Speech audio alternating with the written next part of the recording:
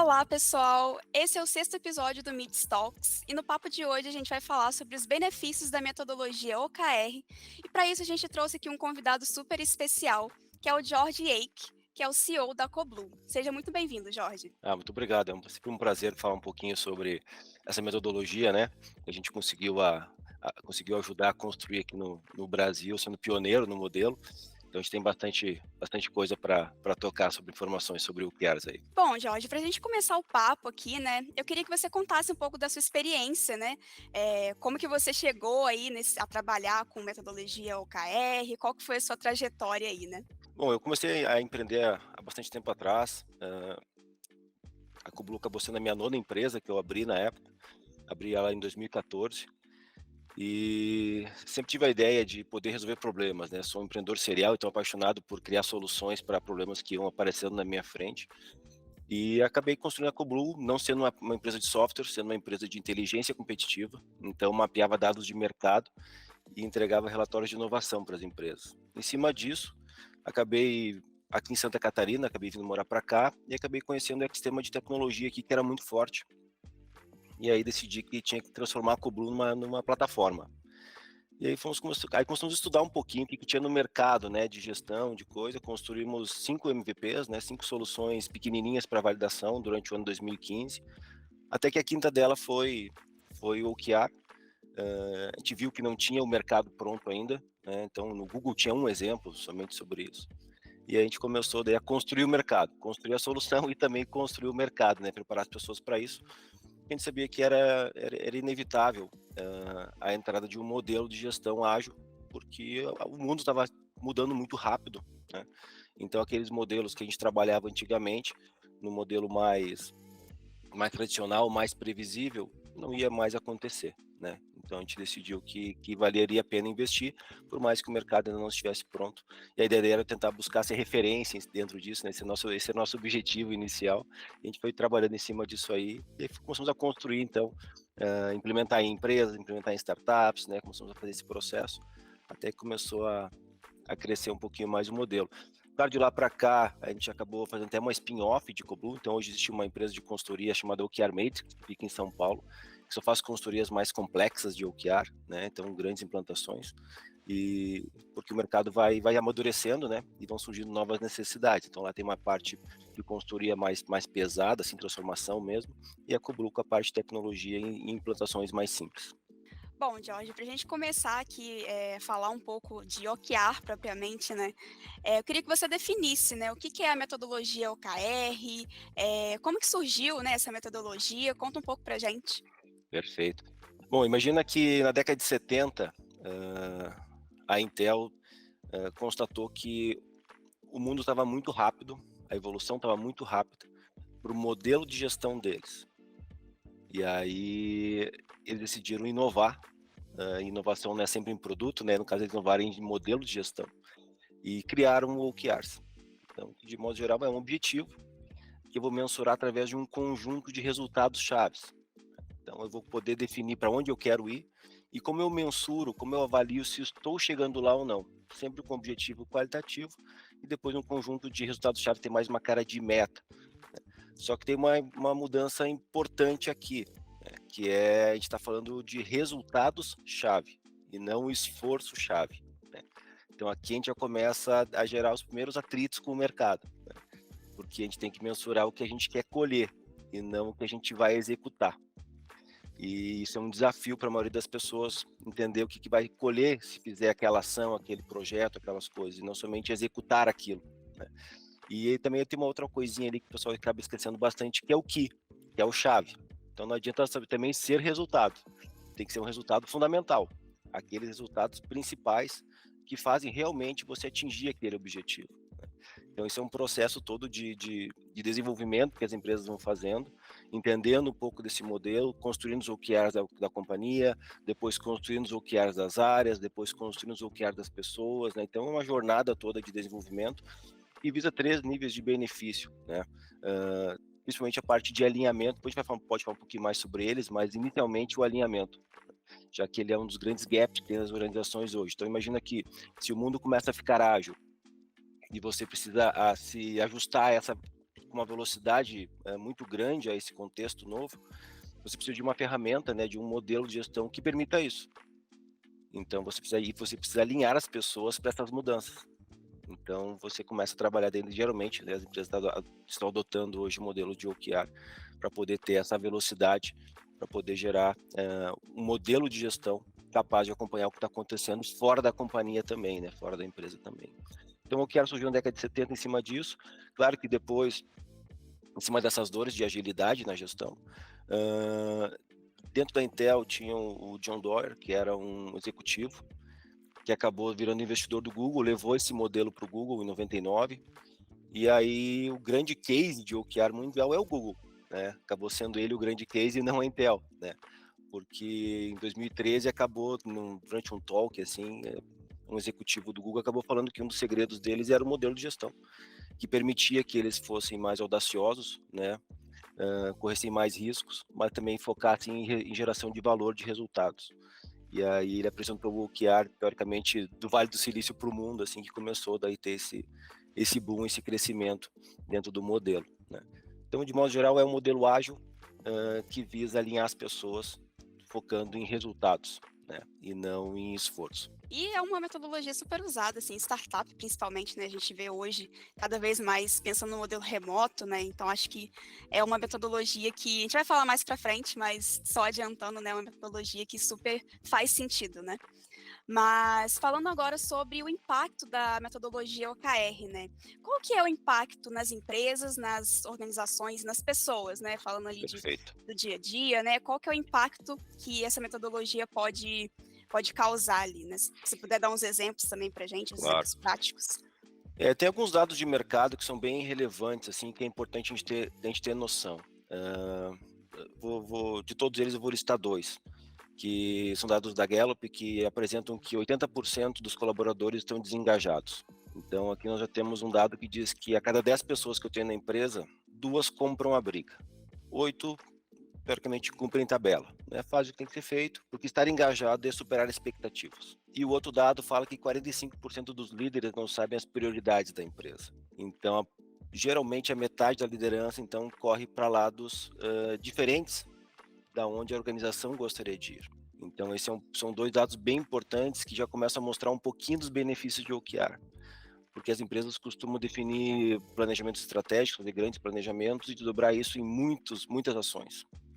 Então, no modelo mais antigo, um Balanced Scorecard, por exemplo, as empresas definiam lá definiam objetivos dentro de 4 perspectivas, depois para cada objetivo, mais de por perspectiva, definiam KPIs, metas, definiam projetos, né? O que é muito viável num mundo onde você consegue prever o futuro. O mundo é estável, ele é previsível. Eu acredito que hoje ninguém mais viva nesse mundo, né? Então, hoje você não consegue mais trazer lá da estratégia o como real você chega lá. Porque se você me perguntar, ou se perguntar para você, quem entende mais a dor hoje do seu cliente? É o time de suporte ou é o CEO? Na Coblu é o time de suporte. Com certeza. Eles apanham mais do que eu. Eles sofrem mais do que eu com as dores dos clientes, porque chega direto para eles, não chega para mim direto, né? Se perguntar quem entende mais as objeções de venda, eu como CEO ou meu time comercial? O mercado muda, as objeções mudam, né? É o time comercial que entende. Então, de modo geral, eu como CEO tenho um papel grande de definir um bom propósito para a organização, definir um bom objetivo, uma boa estratégia de como chegar lá, mas eu preciso que as pessoas participem da estratégia e que elas tragam o que está acontecendo em cada pedacinho, em cada quadradinho da empresa para dentro dessa estratégia, porque uma pessoa não é mais capaz de acompanhar tudo isso e nem de prever a mudança de comportamento.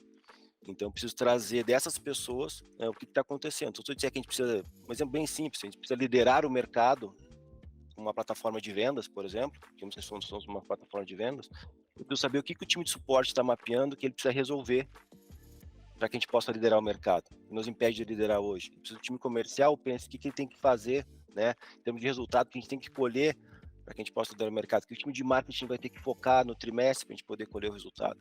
Então, eu preciso que essas pessoas tragam essas informações para dentro. Por quê? Porque elas são especialistas nessas dores.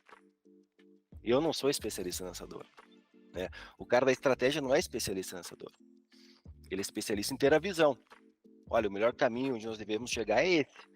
Agora, a execução, o dia a dia, eu preciso que as pessoas retroalimentem essa estratégia. Então, o OKR traz isso, né? Quando eu defino os objetivos norte da organização e eu consigo entender bottom-up, como as pessoas veem os caminhos para se chegar lá, eu já consigo elevar um pouco o engajamento, porque agora você faz parte da estratégia. Agora você consegue entender no seu dia a dia o que tem que ser feito para liderar o mercado. E claro que eu consigo ainda conectar isso a um propósito. Né? Se eu quero tornar, se o nosso propósito é tornar as organizações mais produtivas, por exemplo, eu consigo dizer, nós temos que tornar as organizações mais produtivas, esse é o nosso grande propósito, é por isso que estamos aqui, e o nosso objetivo é ser líder de mercado como soluções de vendas. Agora você já sabe que aquilo que você está fazendo hoje, existe um porquê maior, que é tornar as empresas, as organizações mais produtivas. Isso torna todo dia mais fácil, porque se você teve uma ideia, você faz duas perguntas. A minha ideia vai tornar as empresas mais produtivas. Esse é o nosso propósito. Se não estiver conectado com isso, não é nessa empresa que a gente vai executar essa ideia. Segunda pergunta. A minha ideia vai nos ajudar a ser líder de mercado, como solução de vendas? Se estiver ali, é o time certo. Então agora a gente pode conectar o teu OKR, né, a tua ideia, o teu objetivo com seus resultados, seus projetos a essa estratégia. Então tu consegue realmente ter um senso de pertencimento, tu consegue fazer parte disso. E no momento que eu estou alinhando a empresa toda, né, com os líderes, com os diretos, com todo mundo aqui, eu estou resolvendo o segundo ponto, que é o do alinhamento. Então, de modo geral, eu consigo, com o OKR, resolver boa parte desses dois grandes gaps, que tiram muita potência, né, impactam muito negativamente nos resultados, que é o desengajamento e a falta de alinhamento das pessoas, principalmente das lideranças. Né? Quando eu estou com um líder desalinhado, toda a cadeia abaixo dele está desalinhada. Então, a gente consegue, com o OKR, potencializar o resultado das empresas por meio da ferramenta, trazendo alinhamento. Geralmente a gente constrói um organograma de OKRs, que começa num propósito e termina lá na operação, no OKR individual. E também o alinhamento dentro desse organograma e o senso de pertencimento, que consequentemente traz mais engajamento, até porque foi a Mariana que construiu o OKR dela, não fui eu. Ela disse que precisava gerar esse valor aqui dentro, para que a gente possa ser líder de mercado. Claro que não é um processo onde eu vou lá e construo qualquer coisa e está valendo, é um processo de alinhamento de expectativa, né? É sobre isso que depois eu vou te dar um feedback, se a gente conseguiu progredir ou não, né? Então você consegue fazer o seu desenvolvimento também com base nisso. Então, de modo geral, assim, esses são as duas grandes dores que a gente resolve, consequentemente são os dois grandes benefícios, né? Elevar o engajamento e trazer alinhamento para a organização. Então isso é bem importante porque o ganho de performance, a elevação de resultados é uma consequência, né?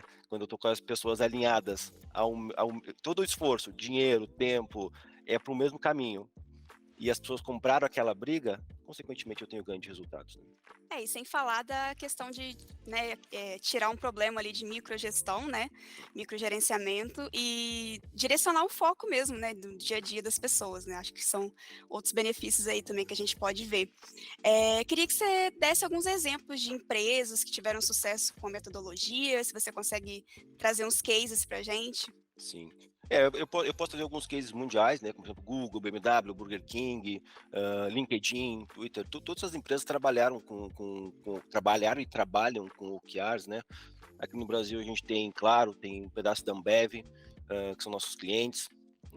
Eu como mentor, sou mentor num programa chamado Startup SC aqui em Santa Catarina. E só por esse programa eu já mentorei mais de 380 startups, desde 2016 até aqui, com modelo de gestão ágil, com base em OKRs, né?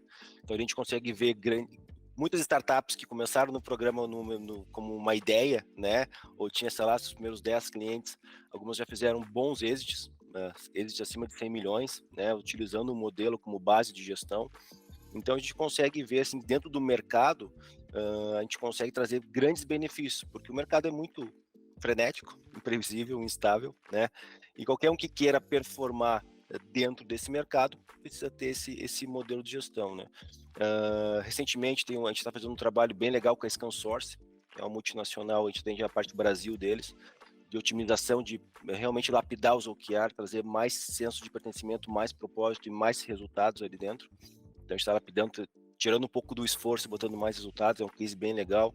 A gente atende o Sebrae Santa Catarina também, já fiz trabalho com o Sebrae Nacional em Brasília, então tem a Bima, enfim, tem vários, a CAT, né, associação, tem várias empresas referência no Brasil hoje que atuam com esse modelo de gestão e conseguem com isso, claro, estar sempre se reinventando com uma velocidade mais rápida do que quem trabalha com o modelo mais tradicional, né. Então, Jorge, como definir os OKRs e como implementar nas empresas? Em termos de implantação, antes de pensar em definição, assim, existem várias estratégias que podem ser feitas, né. A gente já teve um case uma vez da Nextel, imagina que a Nextel, tinha como grande diferencial trabalhar com rádio, né, telefonia via rádio, né, não era como a TIM, a Claro, a Vivo, né. E esse era o diferencial deles, era ser por rádio. E de repente a lei proibiu isso, foi proibido o rádio no Brasil. Então tinham lá 1.200 pessoas, quase 1.300 pessoas, e o negócio não poderia ser mais daquele jeito. Então lá a gente teve que construir, definir uma estratégia de fazer um piloto, a gente fez um piloto com 300 pessoas, somente numa vertical, então foi do CEO, do propósito, até um estagiário de marketing, para poder entender como funcionaria o modelo ali dentro. Rodamos por 13 meses esse piloto, e depois ampliamos isso para as outras 1.200, mais 900 pessoas, daria as 1.200 e poucas pessoas dentro da organização. Então existem várias estratégias para se fazer, depende do tamanho do negócio, né. Então muitas vezes a empresa faz, num processo de implantação, define o propósito, define o OKR da organização e também os objetivos dos líderes, que são filhos dessa organização, então tem o objetivo do líder de marketing, de vendas, de customer success, de RH, financeiro, define isso aqui, e para aqui no primeiro ciclo. Outras fazem o piloto todo por uma vertical, eu vou desde o propósito, passando pela estratégia da empresa até um OKR individual de um estagiário, por exemplo, daquela área, que acabou de entrar, mas já tem um OKR. E empresas menores geralmente fazem todo mundo junto, né?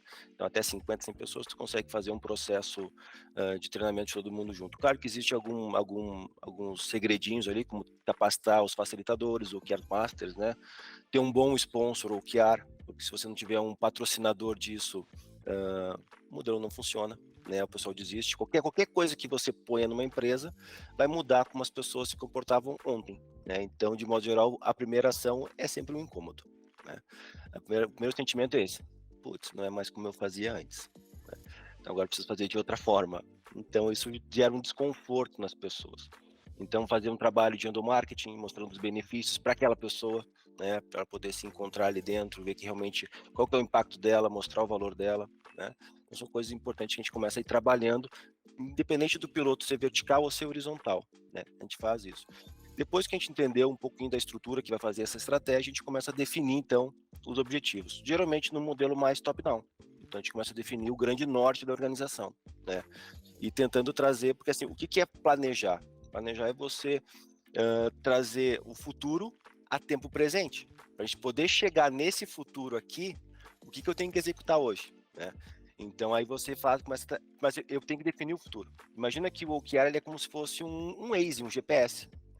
Você precisa ter duas informações: onde você está e aonde você quer chegar. Sem as duas, você não, o GPS não serve para nada, né? Então, quando você definiu que você quer chegar lá e você está aqui, agora fica fácil dar o próximo passo. Ó, vamos dar esse passo aqui, vamos dar esse outro passo aqui, né? E o OKR ele é igual ao Waze mesmo, porque ele precisa ser atualizado em tempo rápido para poder mudar a rota, mas não mudar o destino, né? Eu estou indo pela rua 2, cara, deu um acidente na rua 2, eu vou ter que dobrar aqui agora e pegar a rua 3 para seguir. Não importa. O problema é que as empresas faziam gestão antes definindo o como. Você tem que ir pela rua 2 e chegar lá. Ah, deu um acidente, fica parado, porque se você for pela rua 3, não vale na sua meta, porque você mudou o como, né? Não importa o resultado, o importante era o como antes, né? E aí aqui nesse modelo não, o importa é o resultado, é chegar lá. Não importa por qual caminho você foi, o que você descobriu durante os seus experimentos ali, qual que era o melhor caminho, né? Então, quando você definiu o horizonte e consegue desdobrar isso aqui depois, dentro desses pilotos, né, horizontais ou verticais, para todo mundo, aí você começa a fazer o processo, então, de gestão de seu OKRs. Claro que para poder definir bons OKR tem que se fazer boas perguntas, né? Mas existe um segredinho, que é os 5 porquês. Então vai definir um objetivo, geralmente o primeiro objetivo ele é muito ruim, ele é muito fraco, né? Ele não inspira, né? Então a gente começa a perguntar, mas por quê? Por que isso é relevante? que eu espero que aconteça quando isso aqui acontecer, né? Quando eu atingir isso aqui. Geralmente, quando você começa a aplicar os porquês, em cima, se questionar sobre aquilo, você começa a construir objetivos melhores. Né? E aí sim, esse é um dos segredos, porque isso é uma coisa bem importante também, que eu acabei não falando quando a gente falou sobre o que é o OKR, né? Eu falei que ele é um objetivo, resultados chaves, mas a origem dele é MBO, gestão orientada a objetivos. Ele não é um cascateamento de metas, porque as metas ou os resultados-chave é apenas como eu mensuro o progresso do O. Então, a coisa mais importante num OKR é o objetivo. É aonde eu quero chegar, que valor eu quero gerar. Eu vou medir através dos resultados-chave. Muitas empresas fazem ao contrário também. Definem metas e depois escreve uma frase bonitinha como se fosse um objetivo. Aí tu pergunta, Zezinho, qual que é o teu objetivo? Ele, peraí que eu tenho que ver. Ele não sabe. Ou seja, não é um objetivo. O objetivo tem que te motivar, ele tem que te inspirar a alcançar aquilo, senão ele é apenas uma frase, né? Então, esses são alguns pontinhos que a gente vai aos poucos lapidando nessa implantação. O cara escreve, mas por quê? Por quê? Né? Eu digo, o meu papel como implantador, como consultor, aí, quando está implementando, é o de uma criança de 2 anos. Eu só pergunto por quê, eu não posso dar resposta nenhuma. Então, por que você está fazendo isso? Mas por que esse objetivo? Mas por quê? Por quê? Até que o cara uma hora ele fala assim, por que tal coisa? E quando ele faz isso, ele tem um estalo, tipo, nossa, era isso. Né? E aí tem uma outra coisa legal também, que é ele externar o objetivo dele. Ele falar o objetivo dele. Né? Porque aí, muitas vezes, quando você está falando, você começa a... Mas não é bem isso. E eu volto com o porquê de novo, questiono de novo. Até que ele vai, por que não? Entendeu? Aí ele tem um estalinho, o olho brilha, ele entendeu o objetivo dele, aquele objetivo funciona. Aquele lá não vai desistir daquele objetivo enquanto não bater aquele objetivo. Né? Então, ele definir isso aqui bem. E depois que definiu bons objetivos, pensar como vai mensurar isso, eliminando sempre o esforço, que é um grande desafio, né? Porque culturalmente fomos educados a ser tarefeiros. Né? Tipo, eu sempre conto essa historinha nos meus workshops, tipo, a minha mãe dizia, mano, seca a louça, mano, tira o pó da mesa, né? Minha mãe era CEO da casa, eu era o estagiário, eu fazia o que ela mandava. Nunca me deu, como você gostaria de contribuir? Faz isso, faz aquilo, a gente é educado assim, né? No colégio, na faculdade, quantas pessoas, ou melhor, quantos professores as pessoas tiveram que chegar no primeiro dia e disseram, pessoal, eu sou professor de matemática ou de história, como vocês gostariam de ser avaliados? Nunca teve isso, sempre foi, eu sou professor plano de história, eu vou dar uma prova que vale 7, um trabalho que vale 3, e aí começa a entrar ainda mais forte o esforço. Meu trabalho tem que ter 20 páginas. Tem que ter capa, desenvolvimento, conclusão, né? Se você for muito bom e conseguir resumir a essência disso aqui num parágrafo, a sua nota é 0. Porque eu quero quantidade, eu quero volume. Eu não quero que você realmente domine. Então, escreva um super parágrafo e depois enche a linguiça. Põe qualquer coisa aqui para ter 20 páginas, né? E aí, quando você vai trabalhar, eu digo, nós precisamos ser líder de mercado no setor de vendas. Como você pode ajudar? Eu vou ter que dizer isso? Primeiro ponto, ele não sabe ter autonomia. Ele espera que o professor dele, o líder, diga, você tem que fazer isso. Aí ele já começa a sofrer, né? Aí o líder define o que ele tem que fazer, o OKR dele. Ele já não compra a briga, porque o objetivo não é dele. O objetivo é do que o líder acha que ele tem que fazer. Então tem que saber trabalhar um pouquinho com autonomia também. E depois eliminar o esforço, porque ele vai botar ali o quê? Que ele vai escrever 20 páginas, que vai ter uma capa, que vai ter desenvolvimento, entendeu? É isso que ele vai fazer, que ele vai ler o capítulo 2 do livro que vai cair na prova. Ele não vai botar o resultado que ele vai gerar, porque ele não foi educado a fazer isso. Então é um trabalho ainda de desenvolvimento do porquê, e cara, aproveita a autonomia. Eu sei que a autonomia gera desconforto, mas aproveita, porque depois que você entender como funciona a autonomia, que é essa liberdade, né, de achar meios com responsabilidade, que está conectado ao propósito, ao objetivo da empresa, o negócio decola. Então vale a pena gastar um tempinho fazendo isso, desenvolvendo isso, né? E aí conseguir eliminar esse esforço todo do KR, do Key Result, não tarefa-chave, né, resultado-chave. Aí você começa a ver que tudo que você faz sentido. É muito comum as pessoas definirem KRs onde ela põe lá, fazer 4 eventos. Fazer 4 eventos é esforço ou é resultado? Para mim é esforço. Por que é esforço? Porque o que você espera que aconteça com 4 eventos? Por que você definiu que são 4? Porque eu preciso faturar 100 mil reais via evento. Tá. E se você fizer um evento e faturar os 100 mil, precisa fazer os outros 3? E outra coisa, se você fez 4 eventos e faturou 10 mil, bastou fazer 4 eventos? Não, teria que ter feito mais, vou ter que achar mais, porque só 4 não foi suficiente, né? No Sebrae Nacional, esse foi um KR de uma moça lá que eu estava atendendo. E ela falou, e eu falei, beleza, então tem quantas pessoas aqui? Ela falou, na unidade que tem 500. Falei, legal. Então esse evento que eu estava aqui hoje era um dos teus KRs. Ela falou, sim. Um dos 4 que eu tinha que fazer era esse. Falei, pô, legal. Mas não tinha 500 pessoas aqui. Tinham, sei lá, 50, 60. Ela falou, sim, é por isso que eu gravo, ponho no intranet e fico vendo quantas pessoas foram impactadas. Eu falei, por que fica vendo quantas pessoas foram impactadas? Porque eu quero impactar as 500 pessoas. Eu falei, entendeu qual que é o teu KR? É impactar as 500 pessoas. Não é fazer 4 eventos. 4 eventos é um projeto. São iniciativas que eu vou tentar para atingir as 500 pessoas. Poderia ser melhor ainda, tipo, se gera mais valor ainda, poderia. Poderia mapear, claro, não era a área dela, né? Mas digamos que fosse uma área de recursos humanos, de gente de gestão, poderia mapear um gap de skills, uma habilidade que falta na empresa. Então, hoje, sei lá, 20% das pessoas dominam inteligência artificial. Você precisa levar de 20% para 80%. Esse é o teu resultado. Quantos eventos eu vou fazer? Não sei. É somente evento o meio de fazer isso? Não. Então, se você mandar um e-mail e conseguir converter algumas pessoas, se você fizer ligações, conseguir converter algumas pessoas, se você fizer evento, conseguir converter algumas pessoas, desenvolver essa habilidade nelas, você está progredindo. Agora, o problema todo é você determinar uma única via, que é ir pela rua 2, que é eu tenho que fazer 4 eventos. E você descobriu que se você fizer um talk, você impacta as 500 pessoas. Só que se você fizer, a sua performance é 0. Porque você disse que ia fazer eventos, você não disse que ia impactar as pessoas. Então você usou a métrica errada, a unidade errada, né? Então esses que são os pontos importantes de conseguir ir lapidando. Claro que no começo, como a gente tem a cultura de tarefa, a gente soma o nosso vai somando os esforços e põe como KR, né?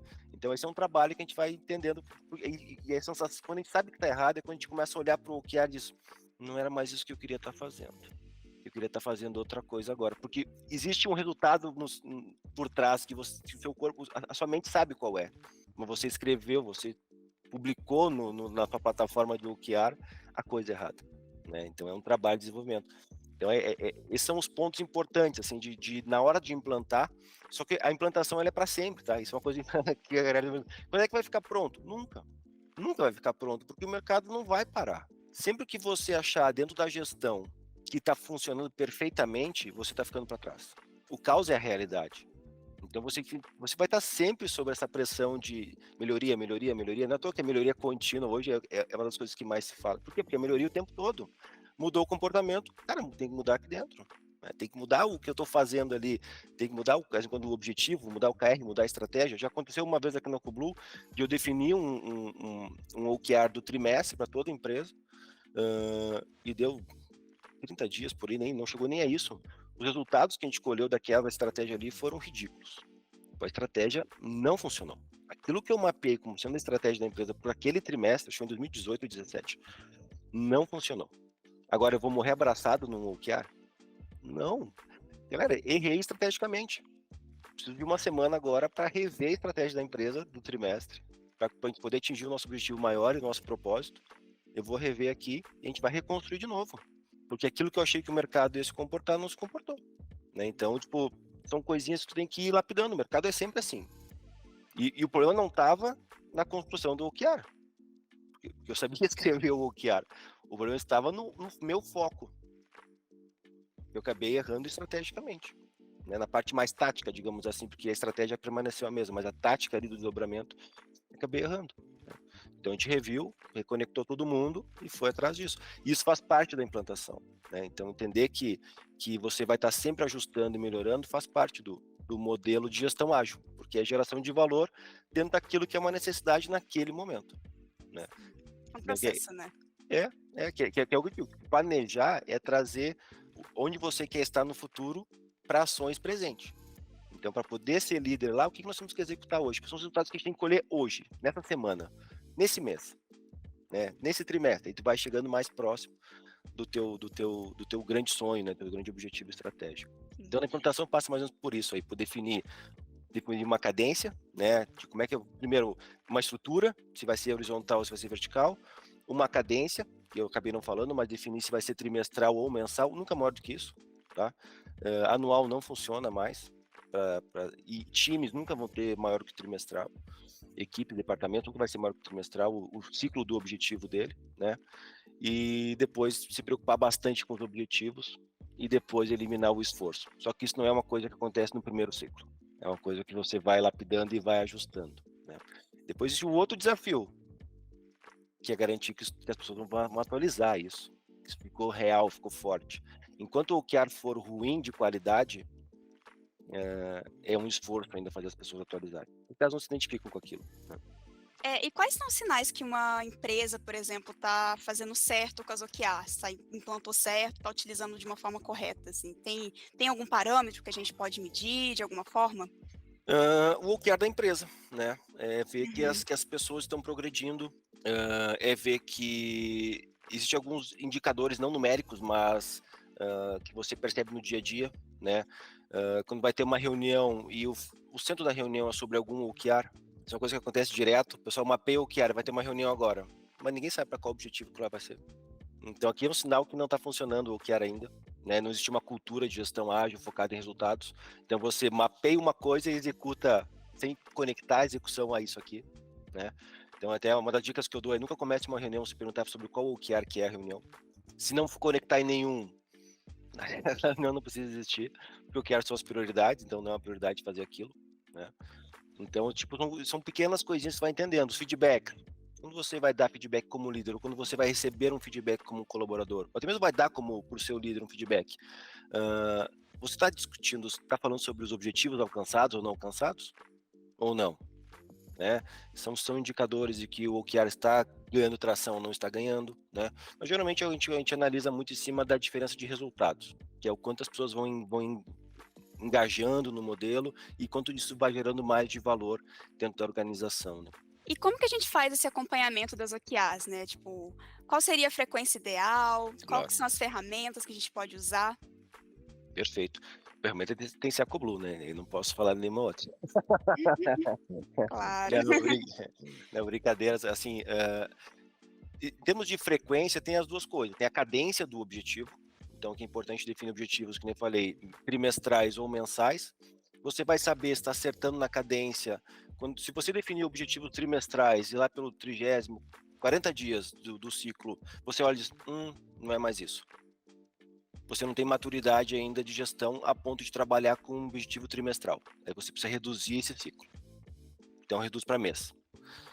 Acertou no mês, bateu lá 100%, 90%, acertou no outro mês, bateu de novo, né? Podemos tornar um pouquinho mais desafiador. Agora eu tenho um histórico. Podemos dar uma esticadinha nos nossos objetivos e aí, claro, para poder dar uma esticadinha tem que aumentar o tempo, né? A cadência dele. E agora você vai para trimestral de novo. Então, na parte de cadência, isso aqui, trimestral ou mensal.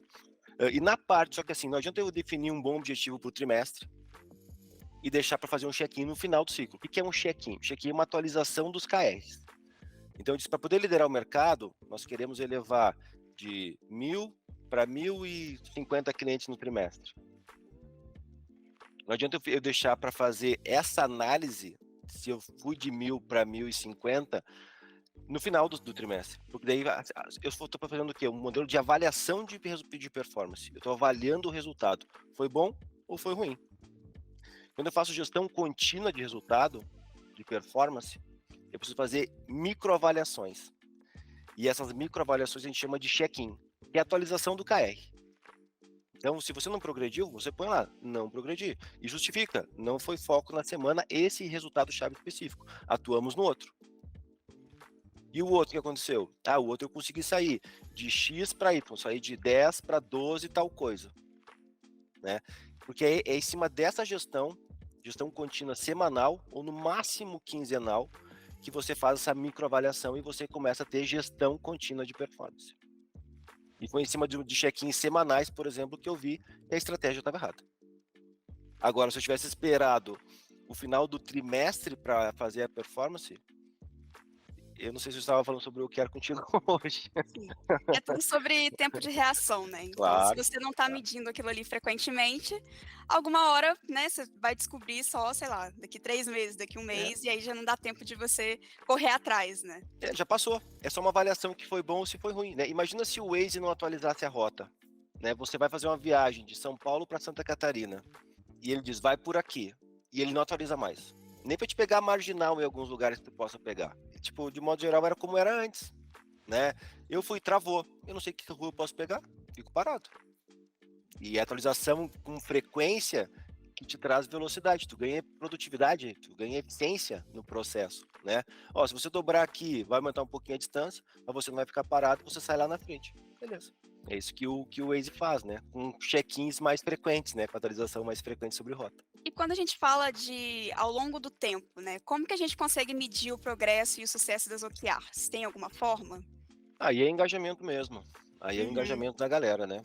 Mas o impacto ali, né? É porque imagina que o OKR, quando você vai ganhando maturidade, ele vai ficando mais desafiador. Então aí não é mais pela performance dele, porque pode ser que Uhum. você esteja com 80% de resultado, mas é muito melhor do que os 120 que você fez há 2 anos atrás. Porque agora você está focando em resultados, não em esforço. Já conseguiu eliminar o esforço. Então antes você falou, vou fazer isso, fez 100%. Vou fazer não sei o que, fiz 100%. Agora não, agora eu colhi tal coisa. Então, tipo, 80% pode ser muitas vezes superior aos 120 que você fez antes. Então já começa a já não ser mais essa unidade de medida principal, e sim o engajamento, né? O quanto o OKR é o centro da tomada de decisão. Esse é o ponto principal. Que nem eu falei. Aí sim, as reuniões são sobre isso. Quando a pessoa entra aqui, ela constrói um OKR, né? As avaliações, os feedbacks são realmente sobre isso. Existe uma cultura de resultados, né? Que a gente está falando sobre os benefícios. Lá, existem 3 níveis de benefício no OKR, 3 níveis, tá? Não somente 3 benefícios. O primeiro é alinhamento, o segundo é uma cultura de resultados e o terceiro é alta performance. Claro que cada nível de benefício tem um grau de complexidade maior, né? Porque para alinhar, eu alinho rápido. Quero ir para norte, vai todo mundo para norte. Aí botando esforço. Mas não garante que a gente vai chegar lá, porque a pessoa vai botar a execução e não o resultado. Na cultura de resultado, eu estou eliminando o esforço. Estou focando no que a gente vai colher, né? E na alta performance, a gente começa a trabalhar com o modelo mais americano daí, que é o moonshot. Né? Então é super audacioso, ele é completamente, você não tem noção quando define ele, o que você vai fazer para chegar lá, mas se Explica pra chegar, gente o que que é moonshot. moonshot é um tiro na lua. Quando é que você acerta um tiro na lua? Nunca. Mas teoricamente você vai mais longe do que se você atirasse num negócio previsível, que está na sua frente, né? Então é essa ideia de poder construir grandes sonhos, mirar num grande sonho e tentar chegar nele o mais rápido possível, né? Aqui você tem um moonshot, mas você não vai bater 100%, você não vai chegar lá naquele período. Mas o progresso dele, na maioria dos casos, é muito superior aos OKRs previsíveis. Porque para você poder, imagina que crescer dói, porque crescer é chegar num patamar que você não está pronto, senão você já estava lá. Então, quando você diz um moonshot, você vai ter que se reinventar muitas vezes durante esse ciclo. Você tem que desenvolver muitas vezes. Então, você vai chegar em lugares que você não chegaria se você não estivesse fora da zona de conforto, como você vai estar no moonshot, né? Então, o moonshot, só que o moonshot no Brasil, ele é bem desafiador, porque culturalmente a gente não consegue trabalhar com isso. Existem Existe, muitos desafios antes, né? existe uma diferença entre o brasileiro e o americano que trabalha com moonshot culturalmente, que é o americano ele consegue separar pessoas de negócios. O brasileiro, tudo é uma coisa só, tudo é pessoal. Então, para você poder se desafiar e sair fora da zona de conforto e se desenvolver, se reinventar muitas vezes, eu digo que você não está se reinventando, você está reinventando o processo. Claro que você vai aprender skills, mas o meu feedback para você não é sobre você ser bom ou ruim, é sobre se o processo está funcionando ou não. Só que aqui no Brasil, quando a gente vai dar um feedback sobre isso, primeiro que o líder já fala da pessoa, porque a gente, como cultura, é uma coisa só, né? E mesmo que ele consiga separar isso, a pessoa escuta que está falando sobre ela. Então ela Que leva para o coração. interpretação é essa, né? Isso, ela leva para o coração aquela mensagem. Então ela se magoa, né? Ela fica braba. Não, mas não é isso o ponto. O ponto é, por que nós estamos conseguindo chegar lá? Onde a gente está errando nos processos, nas nossas táticas que não estão permitindo isso, né? Então, é por isso que a alta performance, esse moonshot, aqui no Brasil, ele é muito difícil de conseguir fazer funcionar. Geralmente a gente trabalha somente na cultura de resultados e aplica um modelinho ali que são os stretch goals, que é dar uma esticadinha apenas, né? Dá só uma forçadinha, mas nada muito forte. Porque se você esticar demais, o brasileiro, por ver aquilo como pessoal, na maioria prefere dizer que não tentou do que não conseguiu. Então ele desiste, ele abandona. Ele boicota, vamos tirar isso fora. vai deixar claro que eu sou um cara ruim. Não, ninguém está te avaliando como pessoa aqui. A gente está avaliando se o negócio está progredindo ou não, né? E se tem alguma coisa que a gente tem que ajustar, em que pedaço tem que ajustar, somente isso que a gente quer saber. Acho que isso passa pela parte de educação sobre a metodologia também, né? Então, alinhar esses pontos de, poxa, o feedback vai ser baseado nos nossos objetivos, nas nossas QRs. Então, é todo um processo ali que tem que estar muito bem amarrado para conseguir progredir mesmo, né? No moonshot, no alta performance, isso tem que ser um trabalho muito bem feito, porque é a mudança cultural. É as pessoas mudarem o mindset delas para serem de alta performance. É uma jornada bem longa, é por isso que ele é o último benefício, né? O primeiro alinhamento, depois controle de resultados, depois a alta performance. Mas menos de 5%, com certeza chegam lá. Pensando no modelo de trabalho home office, né? Como as OKRs podem ajudar na priorização de atividades ou a melhorar o trabalho no dia a dia? Eu acho que não, assim, não muda muita coisa em relação ao remoto ou presencial e o vínculo de OKR, porque esses estudos mundiais eles são feitos desde antes da pandemia, quando o remoto ganhou mais força. E o desalinhamento já existia e o desengajamento também, né? Então, claro que o que pode acontecer no remoto é potencializar o desalinhamento e potencializar o desengajamento, né? Mas o OKR vai trazer o mesmo benefício tanto para o presencial quanto para quem está remoto, que é alinhar, né? E ter o senso de pertencimento, de você fazer parte daquele propósito e você poder contribuir, mostrar sua contribuição dentro daquela estratégia, né? Claro que, por exemplo, tu vai fazer um trabalho quando você tem um OKR já funcionando mais forte, você elimina muitas reuniões desnecessárias, porque você já consegue trabalhar com autonomia, né? Então, não importa o que você está fazendo, importa estamos progredindo ou não, né? Então, quando tem essa clareza de objetivo, de resultados, mas é que isso tanto para o remoto quanto para o presencial, ele vai gerar a mesma coisa, né? Então, eu acho que o remoto ele passa mais por outros tipos de cuidados que você tem que ter do que necessariamente pelo OKR, né? Então, é um processo, para mim, é um pouquinho desafiador, assim, o desenvolvimento das pessoas no remoto, mas isso é um outro talk. No caso, o OKR ele vai te Fica para ajudar, uma próxima. o OKR vai te ajudar a alinhar e a engajar mais as pessoas, né? Ela poder comprovar o progresso, né, o desenvolvimento e poder se enxergar dentro da organização, mesmo não estando presente junto com os demais, né? Bom, falamos bastante sobre OKR e neste momento as pessoas podem estar se perguntando, né? Como saber se o OKR é para minha empresa? O que você diria para essas pessoas? Existe uma coisa fundamental para garantir alinhamento, que é a transparência. Então, para você poder trabalhar com o OKR, tem duas coisas. Uma delas você não tem controle, que é o quanto imprevisível e dinâmico é o seu mercado. De modo geral, hoje, o mundo é exponencial. A tecnologia dita o comportamento humano. Então as pessoas mudam, e as pessoas são tanto clientes como colaboradores, né? Mudam de comportamento muito rápido. Então, esse primeiro check você não controla e já, teoricamente, deveria ter um modelo ágil de gestão também. Mas existem empresas que não conseguem trabalhar com transparência, porque a transparência exige maturidade, né? Das pessoas poderem olhar aquele dado e entender na visão de negócio. Então, existe um trabalho também, um esforço que é bem importante de educar as pessoas sobre os números. Eu me lembro uma vez que a gente chegou num patamar da Coblu e as pessoas não tinham acesso a quanto faturava.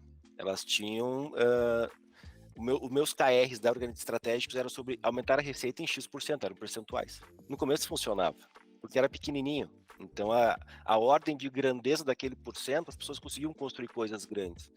Mas chegou num momento em que tinha que aumentar de X para Y, só que isso aqui não era pouquinha coisa, era bastante coisa. Mas aí os projetos das pessoas já não eram mais nessa ordem de grandeza. Elas continuavam pensando pequeno, em termos de ser mais audaciosos nas estratégias, nas táticas delas, né? E aí foi necessário trazer, por exemplo, o quanto a empresa faturava. Mas as pessoas estavam prontas para ouvir isso? Não. Porque no que eu disser que a empresa fatura X milhões, a primeira comparação que você faz é o meu faturamento, que é o teu salário. Nossa, fatura isso e eu ganho isso? Porque essa é a grandeza que você tem de faturamento na maioria das pessoas, né?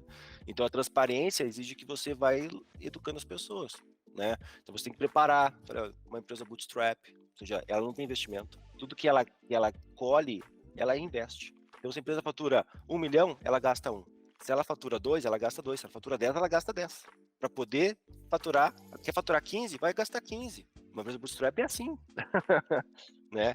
Então, porque se você estiver tendo resultados, está colhendo frutos como lucro para a organização e ficando ali, você está deixando de crescer. É por isso que a empresa pega um investimento, para poder torrar o dinheiro futuro a tempo presente, torrar hoje o dinheiro que eu preciso para estar naquele patamar lá. Então você tem que fazer esse trabalho de educação. Ó, agora você tem acesso à informação, fatura tanto.